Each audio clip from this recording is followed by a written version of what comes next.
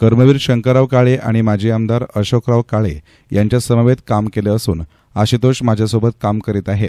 मी स्वतःला नशीबवान समजतो की मला काळे परिवाराच्या 3 पिढ्यांसोबत काम करण्याची संधी मिळाली, असं प्रतिपादन राज्याचे उपमुख्यमंत्री अजित पवार यांनी केले.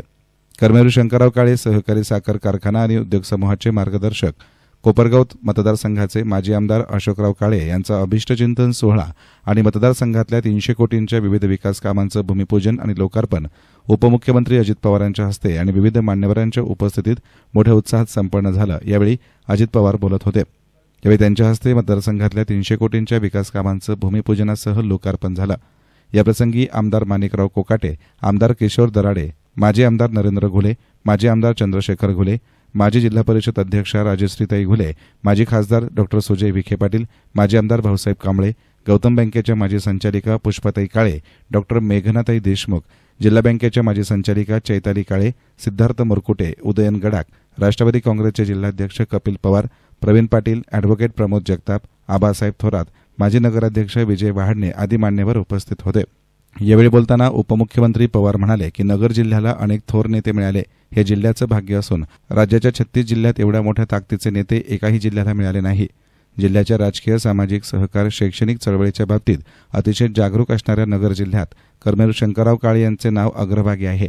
त्यांच्या कार्याचा आणि विचारांचा वारसा माजी आमदार अशोकराव काळे यांनी समर्थपणे पुढे चालवताना मतदारसंघाच्या विकासाला आकार देऊन रखडलेले महत्वाचे विकास कामे पूर्ण केली. स्वर्गीय यशवंतराव चव्हाणांच्या शिकवणीनुसार बेरजेचं राजकारण करताना सर्वांना सोबत घेऊन विकास कामांना निधी देताना कधीही राजकारण न करता माजी आमदार काळे यांना विकास कामांसाठी मदत केली असल्याचे याप्रसंगी त्यांनी आवर्जून सांगितले. त्यावेळेसचा विकास कामाचा निधी थांबवावा लागला. आशुतोषला विचारा, तो खासदार आपला सुजयला विचारा, त्यावेळेस त्यांचा खासदार निधी 5-5 कोटी किती वर्ष थांबवला? 2 वर्ष 5-5 कोटी केंद्राने थांबवला. मी आमदारांचा 5 कोटी केला पण थांबवला नाही. मी सगळ्या आमदारांना त्यांचे 5-5 कोटी देत होतो. ओढाताण होत होती, परंतु आर्थिक शिस्त लावली, त्याच्यामध्ये जर प्रयत्न केला तर घडू शकतं. घडवायचंच म्हटलं तर व्यवस्थितपणे त्याच्यात करता येतं आणि त्या पद्धतीने आम्ही काम करून दाखवलं. आज आशुतोषनी पण ते काम करून दाखवलं. आज खरं तर आमच्या अशोकराव काळेंचा अभिष्टचिंतनाचा महत्वाचा कार्यक्रम. पण माझी जाता जाता कोपरगावकरांना एक विनंती आहे. मी थोडासा स्पष्ट बोलणार आहे. हेही आपल्याला माहिती आहे, टाकायला जायचं गाडगं लपवायचं ही माझी काही पद्धत नाहीये.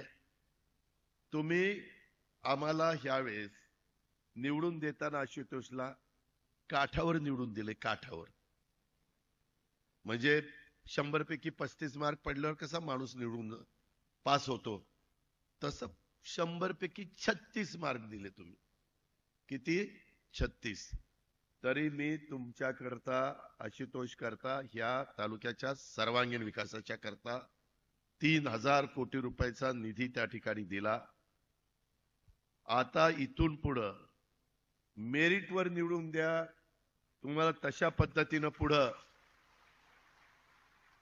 म्हणजे आशुतोष पण कामाला येईल तेव्हा सांगेल की दादा आता काठावर पास झालो नाही, लय लय मत घेऊन आलोय आता, मग मी पण लय लय निधी देईल, तुम्ही काळजीच करू नका. तर सत्काराला उत्तर देताना अशोकराव काळे म्हणाले की अभिष्टचिंतन सोहळा माझ्या ध्यानीमानी नव्हता, कारण मी माझा वाढदिवस कधीही साजरा केला नाही. मात्र ज्याप्रमाणे अजितदादा आशुतोषचा हट्ट पूर्ण करतात त्याप्रमाणे मला देखील आशुतोषचा हट्ट आणि कार्यकर्त्यांचा आग्रह मान्य करावा लागला. राजकीय जीवनात 2004 साली कोपरगाव मतदारसंघातील माझ्या असंख्य जीवभावाच्या कार्यकर्त्यांच्या जोरावर आणि असंख्य शिवसैनिक, भारतीय जनता पक्षाच्या कार्यकर्त्यांच्या सहकार्याने निवडून आलो. माझ्या राजकीय जीवनात स्वतःच्या फायद्यासाठी कधीही तत्वांशी तडजोड केली नाही. जे काही केलं, जे काही निर्णय घेतले ते समोर घेतले. बेगडी राजकारण कधीही केलं नाही. मी 10 वर्षात विरोधी पक्षाचा आमदार असतानाही अजितदादांच्या सहकार्याने मतदारसंघाचा विकास केल्याचं त्यांनी सांगितलं. राजकीय जीवनात स्वतःच्या फायद्यासाठी तडजोड केली नाही. जे काही केले, जे काही निर्णय घेतले ते समोर घेतले. विरोधी राजकारण केलं. राजकीय जीवनात स्वतःच्या जे बोलतात तेच बोलतात. ते आहे ते आहे, ते नाही ते नाही, अशा भागात स्वभाव आणि तो स्वभाव अजितदादांना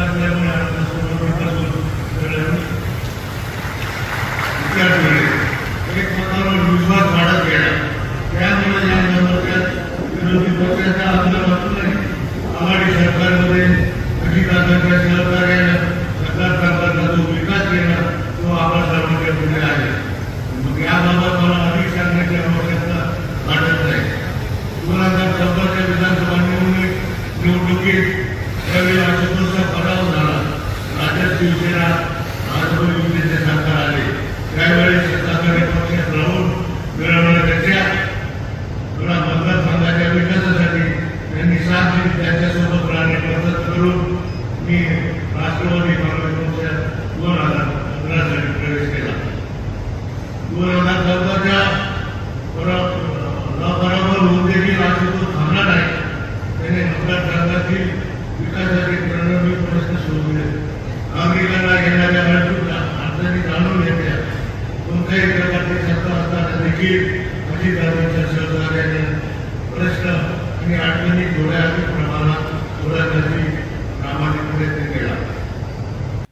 कार्यक्रमाचं प्रास्ताविक करताना आमदार आशुतोष काळे म्हणाले की उपमुख्यमंत्री अजितदादा पवार यांचा कामाचा व्याप पाहता बारामती मतदारसंघ सोडला तर एक मतदारसंघात 10 दिवसांच्या अंतरानं दुसऱ्यांदा ते कधीही गेले नाहीत. मात्र कोपरगाव मतदारसंघ या अभिष्टचिंतन सोहळ्याच्या निमित्तानं त्याला अपवाद ठरलाय. कर्मवीर शंकरराव काळे साहेब आणि माजी आमदार अशोकराव काळे यांच्याकडून मला मिळालेल्या सहवासातून 10 नको 2च पण जीवाचे कार्यकर्ते या विचारांवर काम करीत आलोय. वडिलांच्या आग्रहास्तव 2014च्या निवडणुकीला सामोरं गेलो. दुर्दैवानं पराभव झाला. त्यानंतर आईवडिलांना आजाराला सामोरं जावं लागलं. त्यावेळी मतदारसंघातील जीवाभावाच्या कार्यकर्त्यांनी पाठबळ दिलं, मोलाची साथ दिली. एवढेच नव्हे तर 2019च्या विधानसभा निवडणुकीत निवडून देखील दिले. वाढदिवस साजरा करण्याचं ठरवलं होतं. उपमुख्यमंत्री अजितदादा पवारांची वेळ देखील निश्चित केली होती. परंतु ज्यांचा वाढदिवस करायचा त्यांनाच विचारलं नव्हतं. त्यांनी सांगितलं होतं की वाढदिवस करायचा नाही. त्यामुळे ज्यावेळी त्यांना सांगितलेले की उपमुख्यमंत्री अजित पवार यांच्या हस्ते वाढदिवस करायचा आहे त्यावेळी त्यांनी होकार दिल्यामुळे अभिष्टचिंतन सोहळ्याचा दुग्ध शर्करा योग जुळून आल्याचं त्यांनी सांगितलं.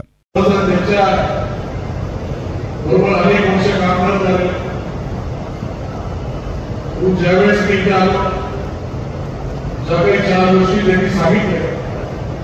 सगळ्यात महत्वाचं म्हणजे माझ्या आजोबांनी आणि वडिलांनी सांगितलं आपल्याला फक्त 2च जीवाचे पाहिजे, एकदम मोठे पाहिजे. त्या पद्धतीने हे काम करण्याचा प्रयत्न या काळामध्ये केला. 2014च्या निवडणुकीमध्ये ज्यावेळेस मी उभा राहिलो किंवा म्हणजे वडीलच म्हणते का तू उभा राहिला पाहिजे. ठीक आहे, त्याच्यामध्ये विजय किंवा पराजय तो विषय नंतरचा. परंतु आपण ज्या लोकांसाठी काम करतो त्यांच्यासाठी आपण चांगलं करतो. निवडणुकीमध्ये किंवा राजकीय क्षेत्रामध्ये जर तुला पुढं करायचं आहे आपल्या कोकणगाव तालुक्यासाठी मतदारसंघासाठी किंवा परिसरातील लोकांसाठी काम करायचंच आहे निवडणुकीला सामोरं जायला पाहिजे. परंतु मला येऊन 2-2.5 वर्षाचा कालावधी झालेला होता म्हणून मी थोडासा त्याच्यामध्ये हे होतो. वडिलांनी सांगितलं का ते निवडणुकीला सामोरे गेले, पराभव झाला. त्याच्यानंतर परत एकदा जोमाने कामाला लागण्याची त्यांच्याकडे प्रेरणा घेऊन त्या ठिकाणी कामाला. तर माजी खासदार डॉ. सुजय विखे पाटील म्हणाले की जिल्ह्याचे आणि तालुक्याचे प्रश्न सोडवण्यात कर्मवीर शंकरराव काळे यांचं योगदान मोठं आहे. या पुढील काळात काळे विखे परिवाराचे ऋणानुबंध कायम ठेवण्याची जबाबदारी माझी आणि आशुतोषची राहील. आम्ही दोघे मित्र म्हणून जिल्ह्याच्या विकासाचे प्रश्न सोडवण्यासाठी एकसंघ राहून काम करू असं देखील डॉ. सुजय विखे पाटलांनी म्हटलंय. खरं तर आजच्या कार्यक्रमाला आशुतोषनी माननीय आमदार राधाकृष्ण विखे पाटील साहेबांना निमंत्रित केलं होतं. पण औरंगाबाद येथे नुकतेच नियुक्त झालेले राज्यपाल माननीय हरिभाऊ बागडे नाना यांच्या कार्यक्रमाला त्यांनी अगोदर वेळ दिली असल्यामुळे तो कार्यक्रम एकाच वेळेस झाला. आणि आम्हाला तशी सवय असते की कार्यक्रम जर 9चा टाइम दिलाय तर 11 वाजता सहज सुरू होतो. पण नंतर आम्हाला लक्षात आलं की हा कार्यक्रम आधी तासांचा आहे आणि म्हणून इतक्या लवकर लँडही झाले आणि इतक्या लवकर पोहोचले. पण जसं महाराष्ट्राला दादांच्या वेळेची अनुभूती आली तशी आज मलाही आली म्हणून मला यायला थोडा उशीर झाला. पण अधिक काय बोलणार नाही. काही जरी वाक्य काढलं तर त्याचा राजकीय अर्थ काढला जातो.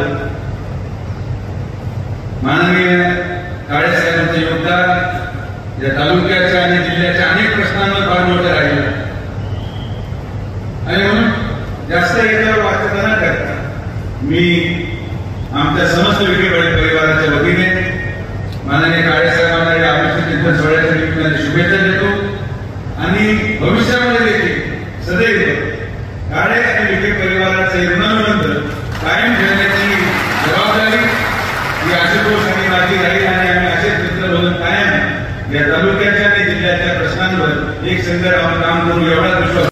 एसएन मीडियासाठी प्रतिनिधी युसुफ रंगरेज, कोपरगाव.